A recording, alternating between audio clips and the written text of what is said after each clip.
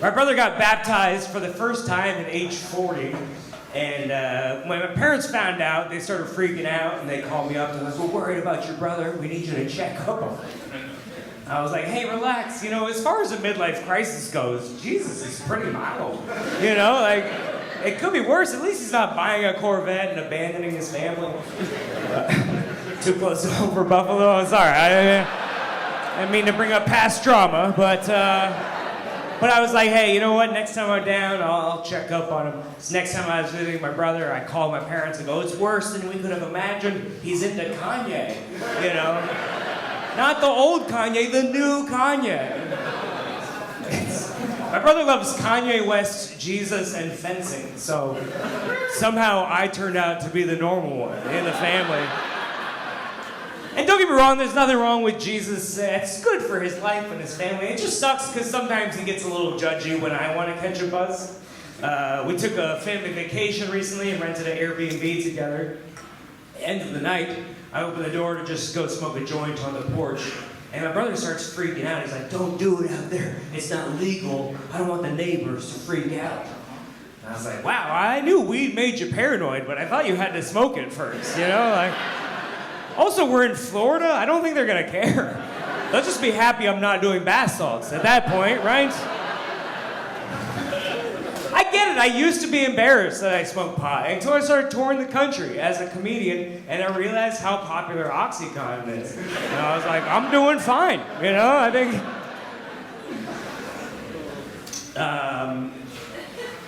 it's like speeding, you know? Drugs are like speeding, because speeding is illegal. But as long as you're going with the flow of traffic, nobody's gonna care, right? But if you're going 80 and some guy flies by you at 150, who do you think the cops are going after? Exactly, the black guy doing 55. But that's besides the point. I'm not a lawyer, but I don't want to be a hassle, so I'm like, hey, where should I go? He goes, across the street, there's an abandoned field. Just go smoke out there. I don't want the neighbors to freak out. So I'm standing in an empty field at 1 a.m, like, yeah, I think this is worse. You know, I'm sure the neighbors won't mind looking out their window, just seeing a dark, shadowy figure across the street, a lighter flicking in the wind, you know, as the fog rolls in. Looking like a scarecrow came to life, you know. I'm sure there'll be 0 911 calls about this in the morning. So then I smoke my joint, I'm trying to find my way back to the condo, but it's one of those buildings where all the units look the same, right? So I'm at building J, trying to find building C, like a backwards alphabet DUI test, you know? And just tiptoeing through Nana's rose bushes, like, is this one? No, sorry. Didn't want to freak the neighbors out. So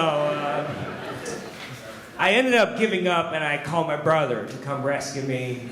And then, you know, we go inside. He's giving me this big lecture on drugs and Jesus. And at the end of it, I go, so you're telling me that whenever you feel anxious, you just remember that Jesus loves you and everything's okay? And he's like, exactly. And I was like, that's what drugs do for me.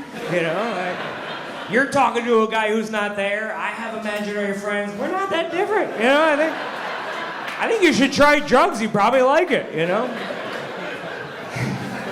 That was about 2 years ago, and now he grows pot in his backyard, so I won the conversion battle, yeah! Take that, Jesus! All right, that was too far? All right. You're not gonna like the next couple jokes, but